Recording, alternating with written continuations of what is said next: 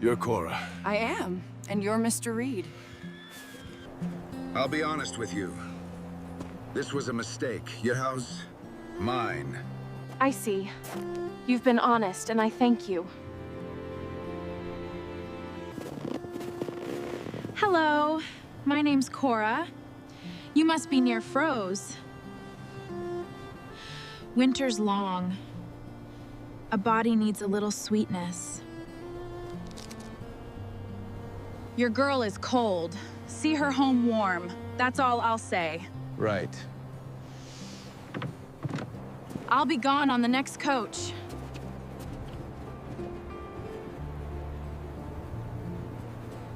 The stagecoach stopped at the edge of Bitter Pass, and Cora waited for a man who had already decided not to want her. She knew it the moment the door opened and the cold came in. She had folded her letter so many times the creases had gone soft as cloth, and in that letter, Jacob Reed had written, "Come, I have need of a steady woman." She had read need and steady and let herself believe those were kind words. Now she stood in the churned snow with her one trunk and her Sunday dress, and her heart going like a rabbit, and she watched a tall man look at her once, top to bottom, and go still in the face, the way men did when the thing they got was larger than the thing they'd pictured. He did not step forward. He did not take her hand. "You're Cora," he said. Not a question. An accusation, almost. "I am." She kept her chin level. The wind came down off the pass sharp enough to cut, and she did not let it bend her. "And you're Mr. Reed." He didn't answer that either. Behind him the town sat low and gray under a sky the color of dishwater. A church, a mercantile, a livery, smoke leaning sideways from a dozen chimneys. A few faces had gathered in doorways to watch the new bride come. That was the way of small places in winter. Any arrival was theater. Any woman off a coach was worth a morning's talk.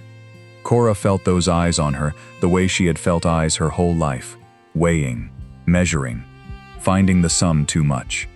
Jacob Reed shifted his weight. He was maybe 35, weathered brown, a jaw that hadn't been shaved in 3 days, and grief worn into him like a rut worn into a road. He had a boy's hat pushed back and a man's tiredness pulled down, and when he finally spoke again, his voice had gone low, as if he did not want the doorways to hear. "I'll be honest with you," he said.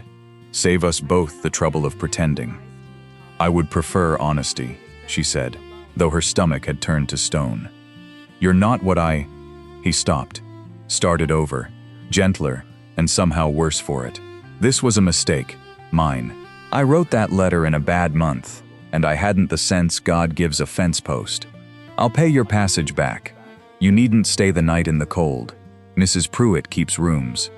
There it was, rejected on arrival, in the open street, with the town watching and the snow coming down light as ash. A lesser telling would have her weep. Cora did not weep. She had wept enough in her life to know the cost of doing it in front of strangers, and she had promised herself on the long ride west that whatever waited for her here, she would meet it standing. "I see," she said. And she did see. She saw a man who could not bear to look at her, and behind him a wagon, and in the wagon, half hidden under a wool blanket, a small pale face watching her with 2 enormous dark eyes. A little girl, no more than 6, thin as a birch sapling, hair the color of wheat gone to seed, and a stillness on her that no child should own. She did not fidget, she did not call out. She only watched Cora with those great solemn eyes, the way a wounded thing watches from the brush, deciding whether the newcomer is danger or shelter. Something in Cora's chest, something that had gone cold and careful in the last 2 minutes, cracked open again. "Is that your daughter?" she asked quietly. Jacob's whole body changed, a door slamming. "That's not your concern." "No," Cora agreed. "I suppose it isn't." But the child had not looked away, and Cora, who had spent her life being looked away from, found she could not do it to a little girl in a cold wagon. She left her trunk where it sat. She walked past Jacob Reed, past his objection, past the sound he made in his throat, and she came to the side of the wagon, and she crouched down in the snow so her eyes were level with the child's, her skirts soaking through at the knee, and she smiled the way you smile at something you mean not to frighten. "Hello," Cora said. "My name's Cora. That's an awful lot of blanket for one small person. You must be near froze." The girl said nothing. Of course she said nothing, but her eyes moved over Cora's face, slow, careful, reading it like a page, and Cora let herself be read. She did not fill the silence with chatter. She had learned, long ago, that silence was not always empty. Sometimes it was a room a person was hiding in, waiting to see if anyone would knock gently, instead of pounding on the door. "You don't have to say anything," Cora told her softly. "I talk plenty for two. Always have. My mother said I was born saying my piece." She reached into the pocket of her coat, where she kept a twist of paper, and inside it, 2 peppermints she'd bought at a station 3 days back and been too nervous to eat. She held one out on her flat palm, the way you'd offer sugar to a shy horse. "Here, winter's long. A body needs a little sweetness." The girl looked at the candy. She looked at Cora, and after a long moment, a moment that stretched thin as the smoke on the wind, one small hand came out from under the blanket and took the peppermint, quick, the way a bird takes a crumb. "There now," Cora said. "That's a fine trade. I get to say hello, and you get something sweet." Behind her, Jacob Reed had gone very quiet, because his daughter Beth had not taken anything from a stranger's hand in 14 months. Beth had not spoken a single word since the morning they lowered her mother into the frozen ground. Doctors had come and shrugged. The preacher had prayed and given up. The women of Bitter Pass had clucked and offered remedies, and finally decided the child was simple, or cursed, or lost for good, and Jacob had stopped bringing her to town to spare them both the pity. And now a woman he had just turned away in the street was crouched in the snow, and his daughter was holding a peppermint against her lips, and looking at the stranger as though she were the first warm thing in a long, cold year. "Miss," Jacob said. His voice had changed again, rougher. "Miss, please." Cora rose. Her knees were wet through, and her hands had gone numb, and she was, by every reckoning the town could make, a rejected woman, with nowhere to sleep, and a long way home. She turned to face him with her spine straight. "You owe me nothing, Mr. Reed," she said. "You've been honest, and I thank you for it. I'll take that room at Mrs. Pruitt's, and I'll be gone on the next coach, and no one need speak of it again." She paused. "But your girl is cold, and it'll be dark within the hour, and whatever you think of me, that's a long ride back to your place. See her home warm. That's all I'll say." She picked up her own trunk, because no one moved to help her, and she carried it herself toward the boarding house with her head up and her heart in pieces, and she did not look back to see the man standing in the road, staring after her, nor the child in the wagon who had turned to watch her go, peppermint melting on her tongue, one small hand pressed flat to the cold wood of the wagon rail as if to say wait, as if to say don't. Mrs. Pruitt's boarding house smelled of boiled cabbage and lamp oil, and the room was small and clean and colder than Charity. Cora sat on the edge of the narrow bed that first night and let herself, finally, in the dark, with no one watching, cry the way she had not cried in the street. She was 9 and 20. That was old. Where she came from, for an unwed woman. She had kept house for her father and her 2 brothers since she was 13, since the fever took her mother, and she had cooked their meals and mended their clothes and swallowed their tempers, and in return they had called her a burden with every mouthful she ate. Too much, they said. Too big, too soft, too fond of her own opinions. Too much woman, and not enough use. Her brother Silas used to pinch the flesh of her arm at supper and laugh. "Eating us out of house and home," he'd say, and their father would laugh too. And Cora would clear the plates and say nothing, and feel herself grow smaller inside the largeness of her body. When the letter had come from a man out west who wrote neat and steady, she had spent her small savings on a coach ticket and left before dawn, before they could stop her, before they could tell her one more time exactly how much of the world she took up. And now here she was, told again in a different mouth, the same old sentence. Not what I pictured, too much. But then she thought of the child, Beth, the great dark eyes and the small hand, and the peppermint taken quick as a sparrow, and Cora pressed her wet face into her hands and thought, she wasn't afraid of me. Of all the souls in this cold town, that silent little girl had looked at Cora and not seen too much.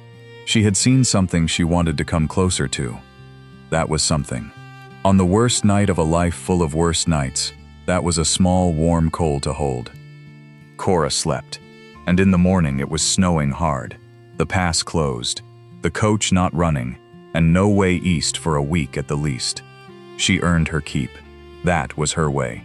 Mrs. Pruitt had a bad hip and a full house, and by the second morning Cora was in the kitchen before light, and by the third, the boarders were remarking that the biscuits had never been so fine, and Mrs. Pruitt, who was a hard woman but not a stupid one, allowed as how Cora might stay on and work off her room until the pass cleared. Bitter Pass talked, of course. The Reed bride, they called her, the one he sent packing right there in the street. Some of the women looked at her with the particular satisfaction of people who have decided your humiliation confirms their own good fortune. One of them was the widow Hetty Vane, who ran the church socials and considered herself the moral spine of the town, a narrow woman with a narrow mouth, and she made a point, that first Sunday, of saying loud enough to carry, in the mercantile, with Cora 3 feet away choosing thread. "Well, I did hear he took one look and thought better of it. Can't blame a man. He's a fine figure. Jacob Reed, grief or no. He can do better than some overgrown catalog woman nobody back home would have." The mercantile went quiet. Cora felt the old heat climb her neck. Every eye slid toward her to see if she would break. She set her thread on the counter. She counted her coins, 3 of them, and put 2 back in her purse, and paid for the 1 spool. And she turned to Hetty Vane and said, in a voice as steady as she could make it, "You're likely right, ma'am. He can do better. I hope he finds her, for that little girl's sake." And she walked out into the snow with her spool of thread and her dignity held together with both hands. But that was the thing about Bitter Pass. Word traveled both directions. And the word that traveled to Jacob Reed's ranch, carried by the mercantile owner's boy who delivered feed, was not about Cora's shame. It was about the peppermint. Because it turned out half the town had seen it. Seen the mute Reed child, the girl gone silent as a stone since her mother died, reach out and take candy from a stranger's hand, and watch that stranger walk away like her heart went with her. And in a town with little else to chew on in winter, that was a story too. Out at the ranch, the lamp burned late those nights. Jacob Reed sat at his own table long after Beth was abed, and his supper went cold in front of him, and he did not clean his boots, though a church-going man cleaned his boots of a Saturday, and he sat there in the yellow light and turned his coffee cup around and around without drinking it. He had built a wall between himself and the world the day he buried Anne, and he had tended it the way he tended his fences, walking it, mending it, keeping everything out and everything in. He had written that fool letter in the black heart of December, when Beth's silence had grown so total that he had sat across this same table from his own child and felt like the last man alive on the earth. He'd thought a woman in the house might crack the girl open. He'd thought wrong to write it and worse to send it. And when the coach came and the woman stepped down larger and plainer and realer than the paper bride in his head, all his cowardice had risen up at once, and he'd sent her off to save himself from having to try. He knew it was cowardice. That was the trouble with Jacob Reed. He was too honest a man to lie to himself for long, and the truth sat with him at that cold table night after night and would not let him sleep. Because Beth had changed. That very first night, the night he brought her home from town, she had gone to the window after supper and stood there a long while, looking down the dark road toward Bitter Pass, and she had pressed her small hand to the cold glass. And Jacob had watched his daughter want something for the first time in more than a year, and he had known, with a sick lurch, exactly what she wanted. She wanted the woman with the peppermints to come back. 3 days he held out. 3 days of Beth going to that window at dusk. 3 days of her setting an extra bowl at the table without being asked, her small face turned toward the door. On the 4th day it snowed so hard he could not see the barn from the house, and Beth would not eat and would not sleep. And when he tried to carry her to bed, she went stiff in his arms and made a sound. A thin, high, broken sound. The first sound she had made in 14 months. And it was the sound of grief, and it broke him clean in two. He rode into Bitter Pass the next morning through snow to the horse's knees. He found Cora in Mrs. Pruitt's kitchen with flour to her elbows and her sleeves pushed up and her hair coming loose, and she looked up and saw him in the doorway with his hat in his hands and snow melting off his shoulders, and something crossed her face, hope, and then the careful killing of hope, before she said, "Mr. Reed." "Miss Cora." He turned the hat in his hands, a big man made small by what he'd come to say. "I've come to ask your pardon. You needn't." "I do need." He looked at the floor, then made himself look at her, and she saw it cost him. "I was a coward the day you came. I judged you by the size of you, and never once by the size of—" He stopped, jaw working. "My girl, Beth, she's been silent since her mother passed. 14 months, not a word, not to me, not to anyone. The doctors gave up on her. I'd near given up myself." His voice cracked, and he pushed through it. "She took that candy from you. She's been standing at the window every night since, waiting for you to come back. Last night she made a sound. First sound out of her since we buried Anne." He swallowed. "I don't know what you are, Miss Cora, but you're something my daughter wants, and I've run clean out of pride to spend on keeping you away." The kitchen was very quiet. Mrs. Pruitt had gone still in the pantry doorway, and Cora stood with flour on her hands, and her heart going hard. "What are you asking me, Mr. Reed?" "Come back with me," he said. "Not as—" He colored. "I'm not asking you to be my wife. I've no right to ask that, not after what I did. I'm asking you to come and see my girl. Talk to her. Stay a while, through the winter, till the pass clears, and I'll pay you honest wages, and you'll have Anne's old sewing room to yourself, with a good lock on the door, and I'll not so much as look at you sideways. Just—" His voice went to nothing. "Just come. Please. I'll beg if you want it. I've begged God and he didn't answer. Maybe you will." Cora looked at this proud, broken man begging in a boarding house kitchen, and she thought of every man who had ever told her she was too much, and she thought of a small hand pressed to cold glass, waiting. "I'll come for the child," she said. "Not for wages and not for you. For her. And I'll thank you to remember that if you ever look at me the way you looked at me in that street again, I'll walk back to town in the snow, and you'll not stop me." "Yes, ma'am," said Jacob Reed. And for the first time, something in his tired face eased. The Reed place sat 2 miles out under a stand of black pines, a low, sturdy house and a good barn, and fences kept straight, and everywhere, the marks of a man working too hard to keep from feeling.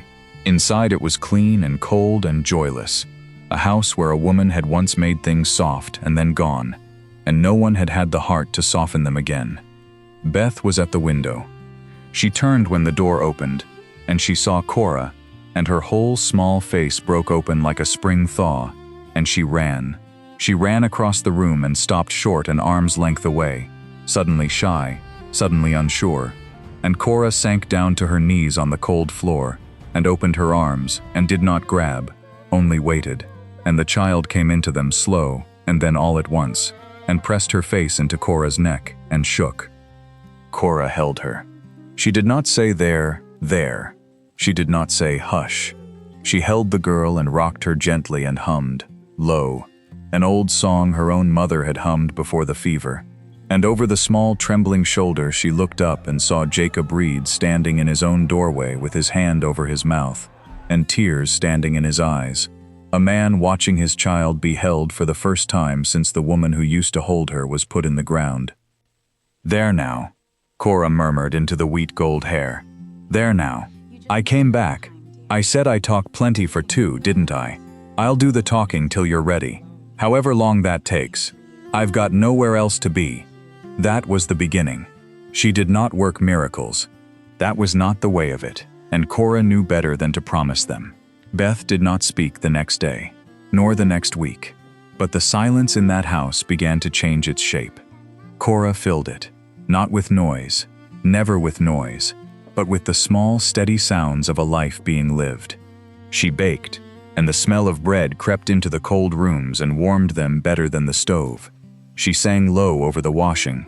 She talked to Beth all through the day, easy and unhurried, never demanding an answer, never once saying you should try to talk now, only weaving the girl into the world with words like threading a needle. Look at the frost on the glass, Beth. Isn't it like lace God made overnight?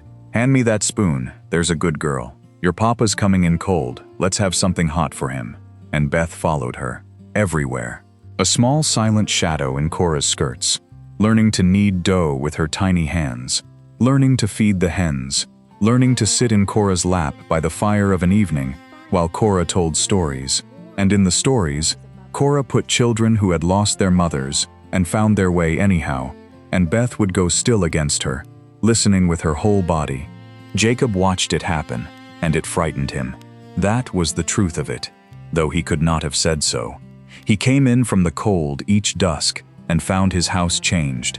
The lamps lit, food on the stove, his daughter alive in a way he'd forgotten she could be, and the feeling that rose in him was so large, it scared him back behind his wall. So he did what such men do. He worked harder. He stayed out later. He took his supper in near silence, and answered Cora in single words, and went to his bed without a kindness said. And there came a stretch of days, in the deep middle of the winter, when his coldness settled over the house like a second frost, and Cora felt the old fear creeping back into her. She stood at the washtub one gray afternoon, with her hands raw in the water, and thought, there it is again. Too much. She had made herself useful, made herself needed, made the very rooms warm, and still the man of the house could hardly bear to sit across from her. Maybe it truly was her. Maybe she carried it with her like a smell, this too-muchness, and no distance in the world was far enough to leave it behind. She near packed her trunk that night. She sat on the edge of Anne's old bed with her hand on the latch and her throat tight. And then Beth padded in barefoot in her nightgown and climbed up beside her without a word and laid her small head against Cora's arm, and Cora put the trunk from her mind and stayed. But the house was small, and the winter was long. A hard man can bar his door against the cold. He cannot bar it against bread rising, or a child's laughter come back from the dead, or the sound of a woman humming low over the wash of an evening. It leaked out of him in pieces. He started fixing things he'd let go, a hinge, a step, the drafty gap under the door of Cora's room where the cold came through, and one morning she woke and found it sealed with felt and nailed neat, and no word said about it. He started carving. She found the shavings on the porch, and one night at supper, Beth reached for the bread, and Jacob, without thinking, said, "Ask nice," the way a father does, and then stopped dead, stricken, because you cannot ask a mute child to say please. The table went quiet, and Cora reached over and covered the girl's small hand with her own, and said, "Easy as anything." She asked me with her eyes. I heard her plain. "Didn't I, Beth? Here's your bread, sweetheart." And the moment passed, and Jacob looked at Cora across his own table with an expression she had never had a man aim at her in all her life, and she had to look down at her plate because her face had gone hot. Something was growing, slow, the way things grow in winter, underground, out of sight, but growing all the same. It came out sideways, the way the true things do. A blizzard shut them in for 3 days, and there was nothing to do but keep the fire and wait it out. And on the second night, with Beth asleep at last in the next room, Jacob and Cora sat on opposite sides of the hearth, and the wind screamed outside, and he spoke into the fire without looking at her. "Anne died in the spring," he said. "Fever, then it went to her lungs. Fast. 4 days, and she was gone." He turned a wood shaving in his fingers. Beth was there, in the room, saw the whole of it before I could get her out. Anne's last words were to her, "Be a good girl for Papa." And Beth never said another word after, like she used up her voice answering her mother and had none left over. He was quiet a long moment. I couldn't reach her. I'm her father, and I couldn't reach my own child. And every day I looked at her and saw I was failing the one thing Anne asked of me, and it made me, his jaw worked. Hard. It made me hard. I'm sorry for how I met you, Cora. It wasn't you. It was that I'd stopped believing anything could come into this house but more of the same. Cora sat with that. The fire snapped. "My family said I was too much," she said finally, quiet. She had not meant to tell him. It came out on its own. All my life. Too big, too loud, too fond of my own thinking. My brothers, my father. I kept their house 12 years, and every day they let me know I was a burden they carried. She looked at the flames. When your letter came, I thought, here's a man who has need of me. Steady, you wrote. I thought maybe out west, a body could be of use to someone. And then I stepped off that coach and saw your face, and I thought, well, there it is again. Too much, even here. For Jacob was looking at her now. She felt it. You're not too much, he said, rough, certain. You came into a dead house, and you brought it back to life. My girl waited at a window for you. You're not too much, Cora. I was too little. There's a difference, and I've had all winter to learn it. The fire burned between them. Neither moved to close the distance. It was not that kind of moment, not yet. But something passed across it, warm as the hearth, and Cora carried it to bed with her and lay awake a long time holding it, afraid to believe it, unable to let it go. The thaw came early that year, and it brought trouble with it. It came in the shape of two men on horseback, riding up the muddy road on a gray morning in March, and Cora saw them from the yard where she was pinning wash, and her blood went to ice. She would have known that set of shoulders anywhere. She had cooked for those shoulders for 12 years. Silas, her brother, and behind him their father, older, meaner, riding like a man come to collect a debt. They had found her. Of course they had found her. A woman does not vanish from a small town in the east without her people asking the coach line where the ticket went. And here was the truth of it, the ugly root of why they'd come. With Cora gone, there was no one to keep their house. No one to cook, no one to mend, no one to carry the weight they'd loaded on her since she was a girl. They had not come for love. They had come to reclaim their property. Cora, Silas didn't dismount. He looked down at her from the horse, and he had their father's cruel mouth. You led us a chase. Pack your things. You're coming home. Pa's been living on cold beans and there's no one to do the wash. I'm not coming, Cora said. Her father spat into the mud. You'll do as you're told, girl. You think somebody out here wants you. Look at you. We know what you are. Ran off to marry a stranger, and I hear he took one look and threw you back. He laughed, ugly. Word gets around, even out here. The whole town knows the Reed man wouldn't have you. So quit your play acting and get on the spare horse. You belong to this family, and there's work waiting.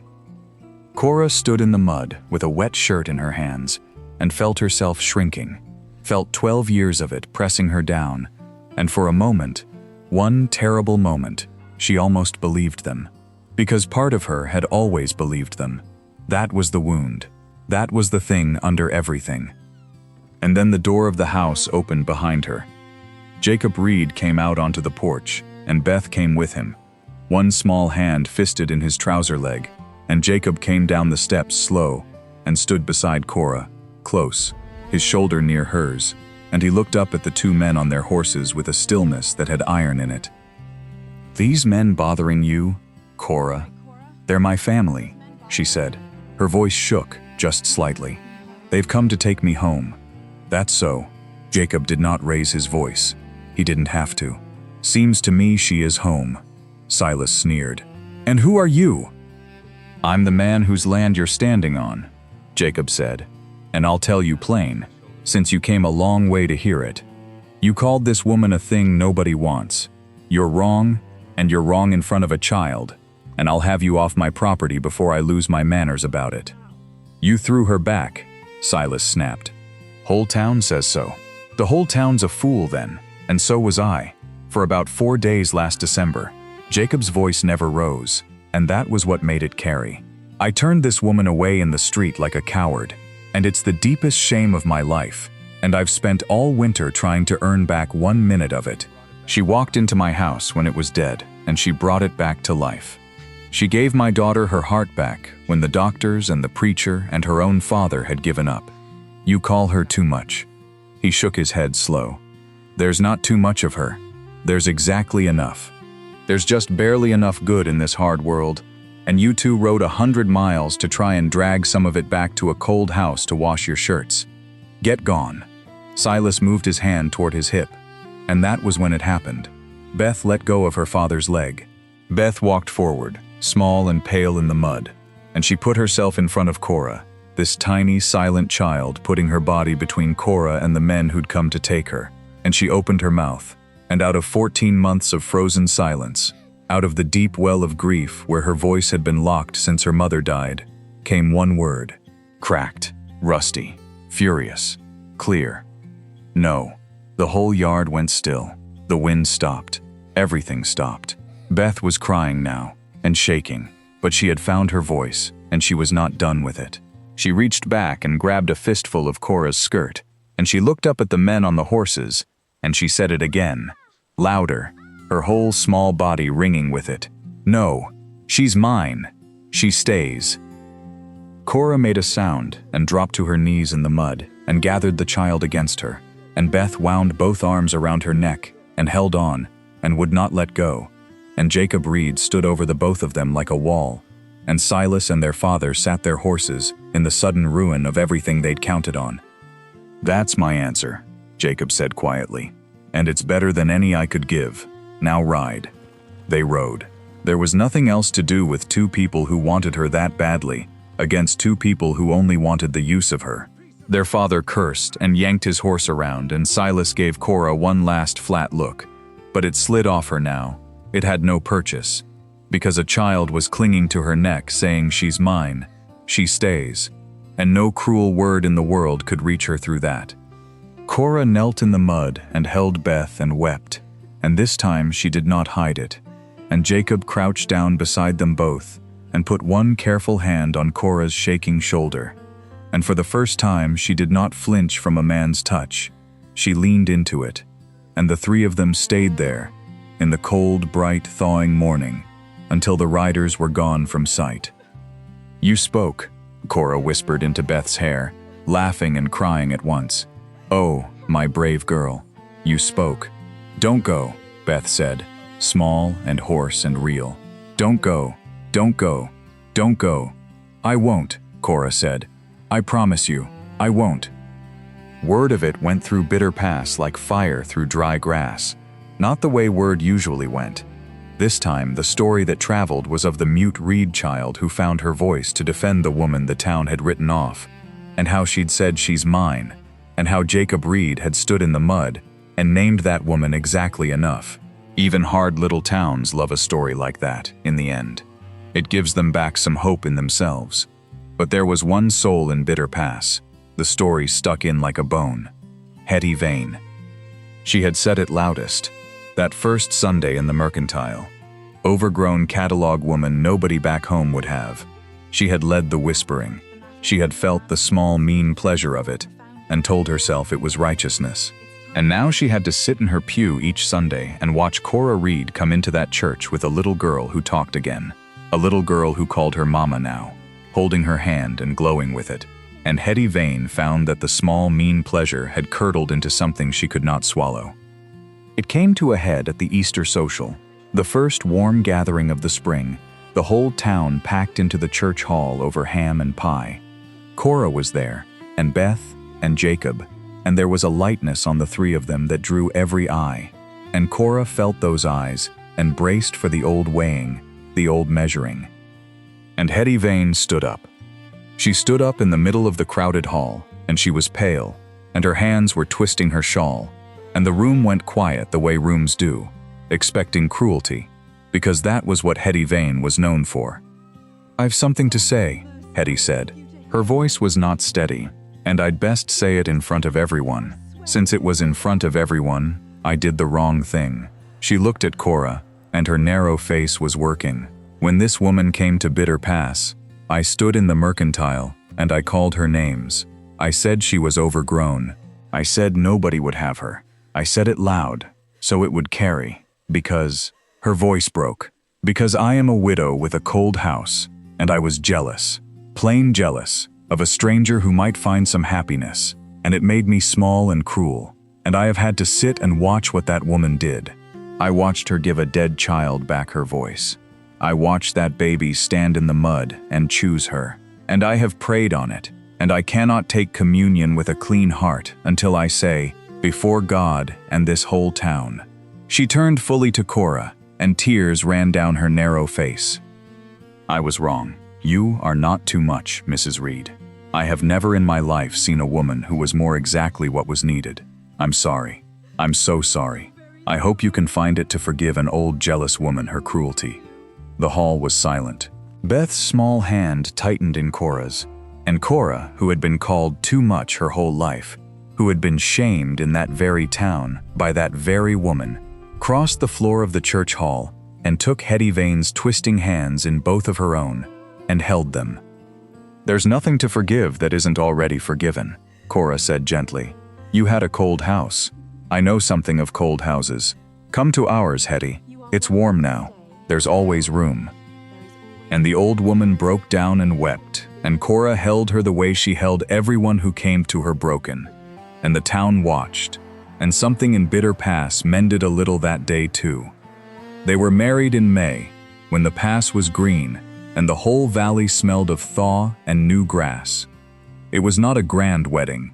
Jacob asked her plain, on the porch, with the sun going down gold over the pines, and he did not kneel because Cora told him she'd had enough of people kneeling, and he took her hands and said, "I've no fine words. You know what I am. I'm a hard man you made soft, and a poor man made rich, and I've loved you since the night you told me you'd walk back to town in the snow. Marry me, Cora. Not for the girl, for me, because I can't make a home of this life without you in it." And Cora, who had come west to be of use to a stranger, and found instead she was the beating heart of a family, said yes. Beth carried the flowers.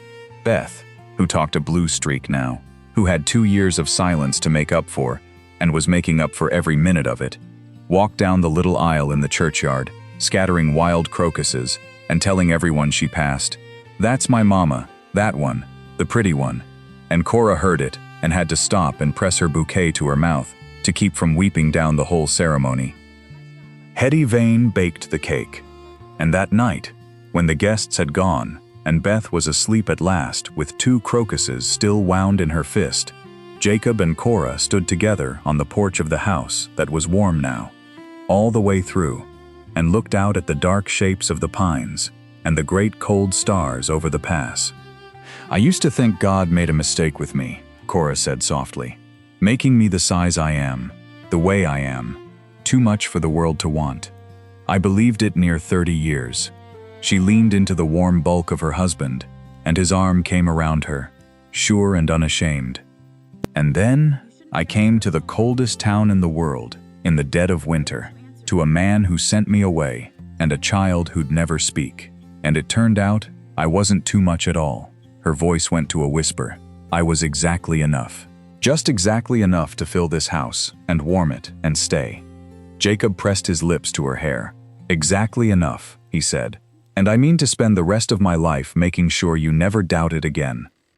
Inside, in the small warm room that had once held only silence, their daughter slept and dreamed, and, being a child who had found her voice, murmured in her sleep the way children do. A small sound, a contented sound, the sound of a house that was full again. And the winter that had tried to freeze them all to death was over, and it did not come back.